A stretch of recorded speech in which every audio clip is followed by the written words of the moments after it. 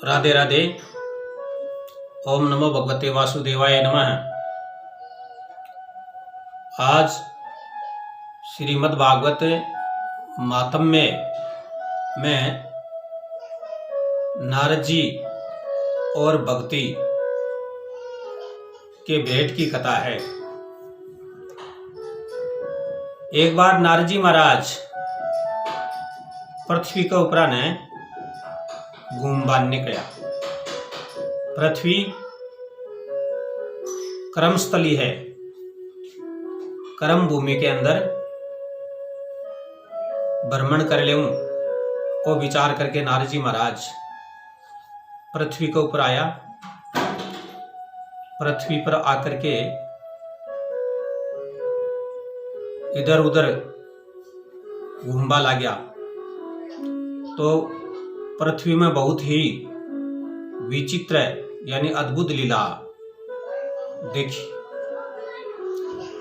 पुष्करम च प्रयागम च काशी गोदावरी तथा हरिक्षेत्रम कुरुक्षेत्रम श्रीरंग सेतु वंदनम एवं आदिषु तीर्थेषु ब्रह्मांड है इति सतत है। यानी पुष्कर में, प्रयागराज में, काशी में, गोदावरी में, हरिक्षेत्र यानी हरिद्वार में, कुरुक्षेत्र में, श्री रंग जी में, सेतुबंधन में, सब जगह जो तीर्था का स्थान है बेटा पाप ही पाप फैल रहे। पापी लोग जो हैं तीर्था का जल ने अशुद्ध कर दियो। तीर्थ हैं चकांगो प्राण लूटपाट मचा ली, कपट छल छिद्र के द्वारा पैसा की ठग विद्या रच ली। और जो वेद शास्त्र को जो ज्ञान है बिन विपरीत दिशा का मान ले जाकर के तीर्था को जो प्रभाव है अलग रूप से ही समझाना शुरू कर दियो, आपकी भाषा में ले लियो। इस प्रकार से चालता चालता पृथ्वी के ऊपर ने नारद जी बहुत ही कलेश देखो। भाई आप श्री में लड़े हैं, माता पिता की सेवा को नहीं करें और भाई भाई का शत्रु हैं।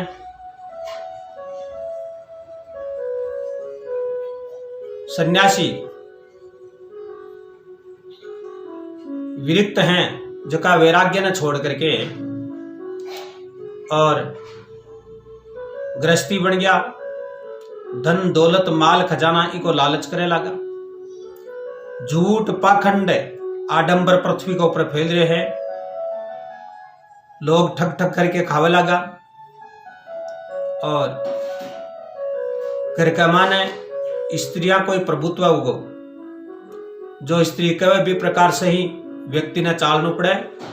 साला ही है जका सलाहकार होगा। साला जो कुछ कहे वह माननी पड़े। इस प्रकार से है कि पृथ्वी पाप से पूरित होगी, अत्याचार फैल गो। ब्रा का कूट बासना है। सब लोग कूट यानी झूठी भाषा को बर्ताव करने लगा, झूठ बोलने लगा। झूठ मत्सर लोभ मोह अब सब चीजों को अंधकार हो।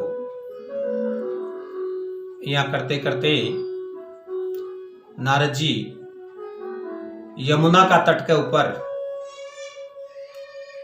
पहुंचा तो वृंदावन में एक विशेष यहां को सिस्टम देखा है कि देख करके वह चकित ही रह गया। काही सिस्टम एक स्त्री है जो बैठी है और बहुत ही उदास है। उदास दशा के मान बैठ करके और आपका 2 बच्चा है। वह बच्चा ने कंधा के ऊपर गोडा के ऊपर सुला के कंधा को सारो दिला रखे। अब दोनों बच्चा जवान हा, जबकि अवस्था पा करके माता पिता बूढ़ा हो जाए है, लेकिन बच्चा माँ बाप के बाद में बूढ़ा हुआ है। नारद जी वो सिस्टम देख करके मन में विचार पैदा करे है कि ये दोनों बच्चा जो सोता है, ए बच्चा है जका वृद्ध लागे है और स्त्रिया से कुछ जवान लागे। पा स्त्री नारद जी ने देख करके बोली, हे महात्मा, थोड़ी देर के लिए माखन रुको। क्यों बा चारी तरफ देख रही ही कि कोई भी व्यक्ति ठीक आवे तो अपनी कोई प्रकार की सहायता करे। भी टाइम के ऊपर नारद जी थोड़ी सी देर रुकिया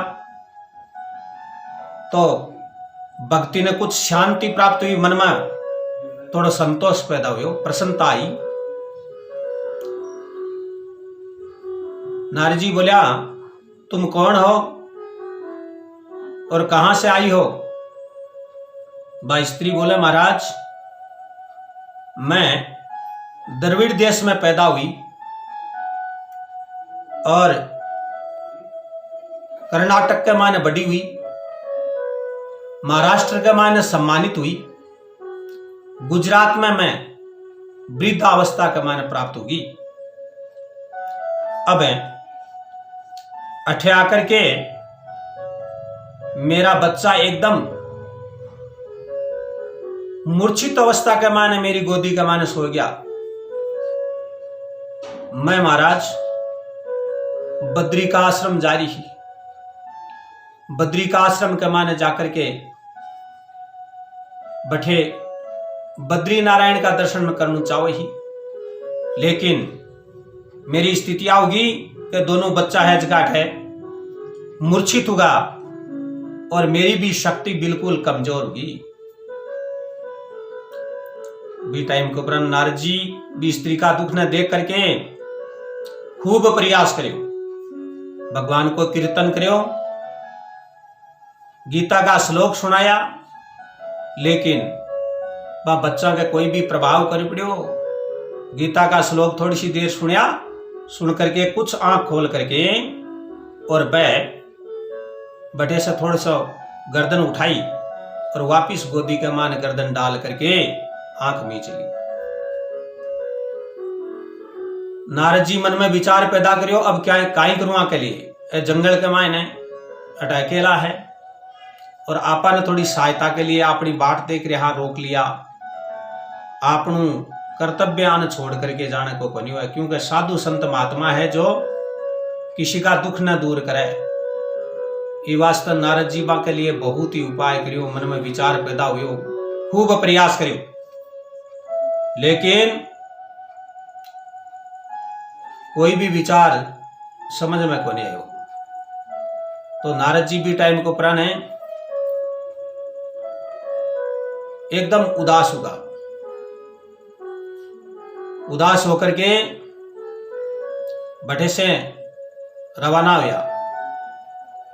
घूमता घूमता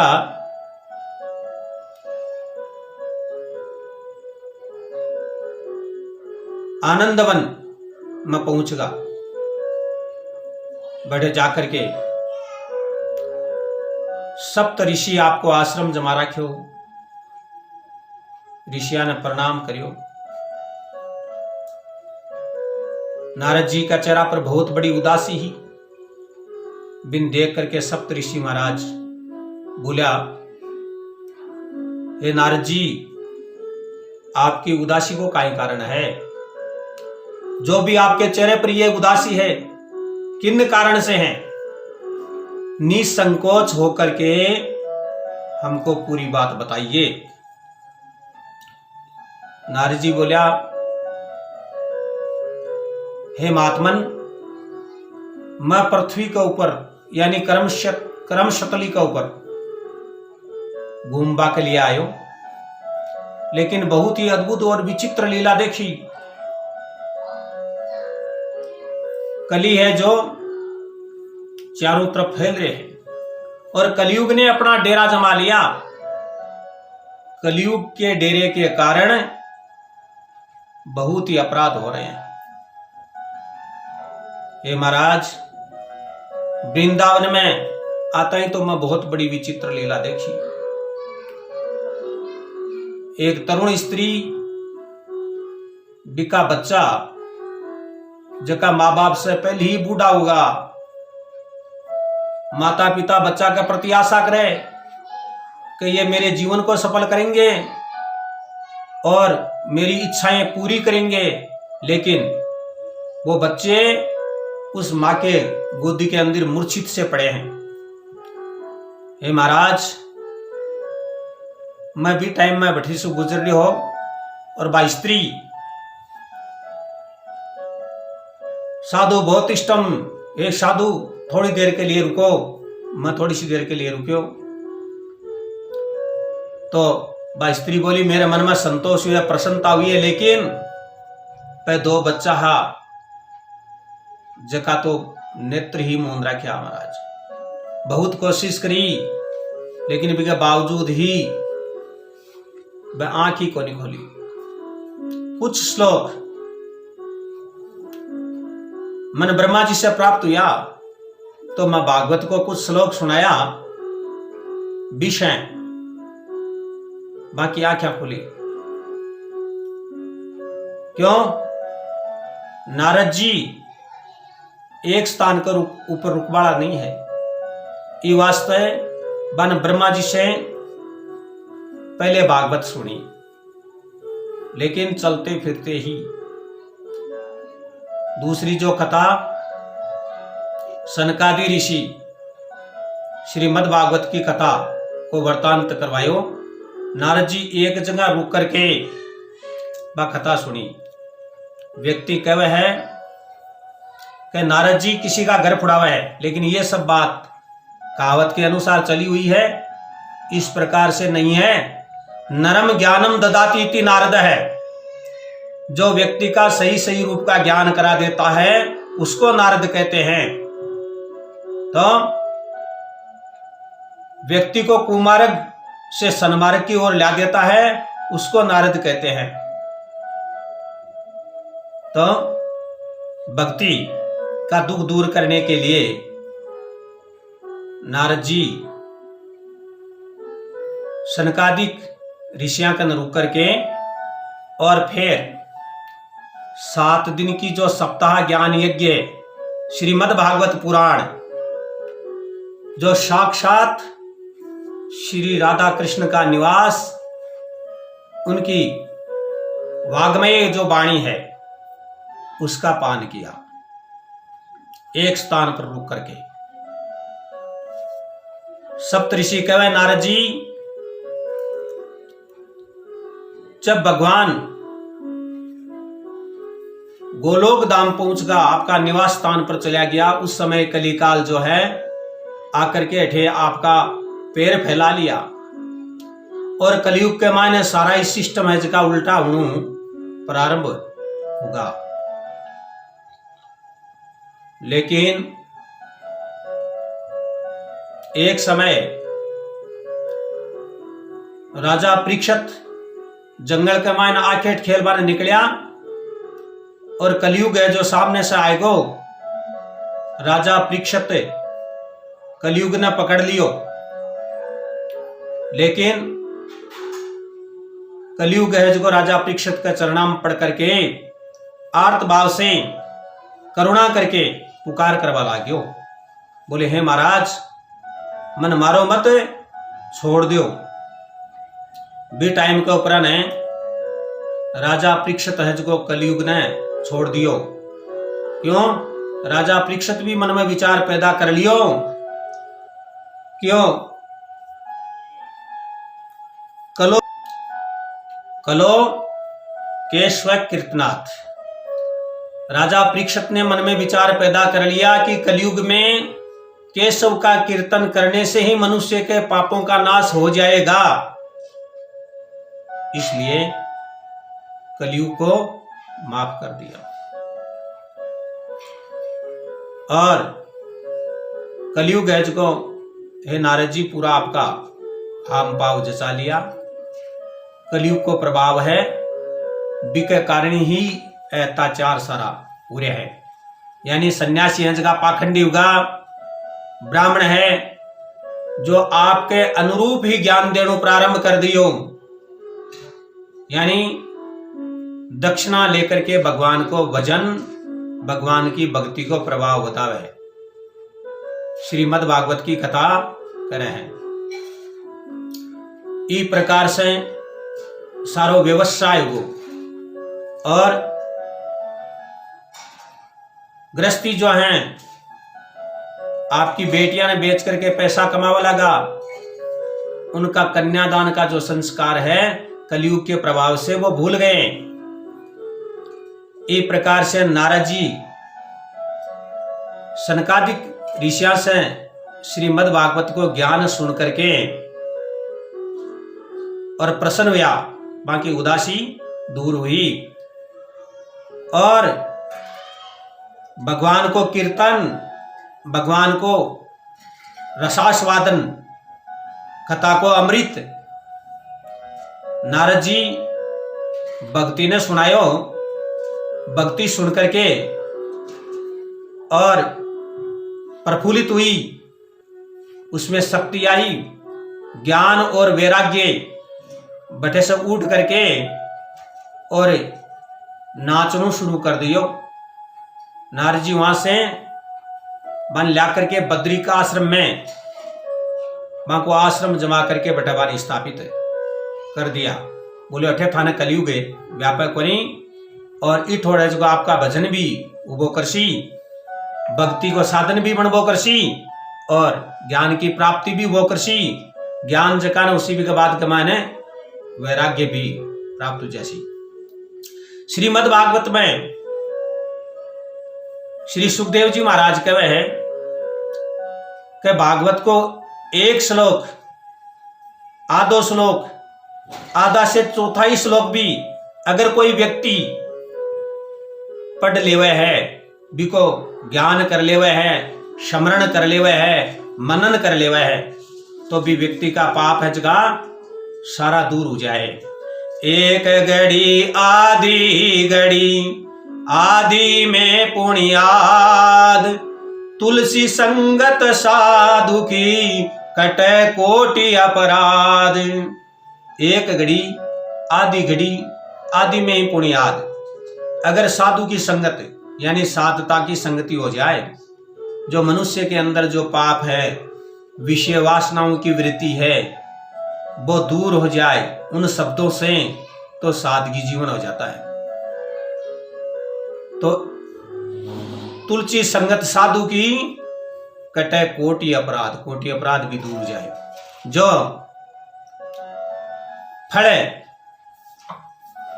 इस संसार में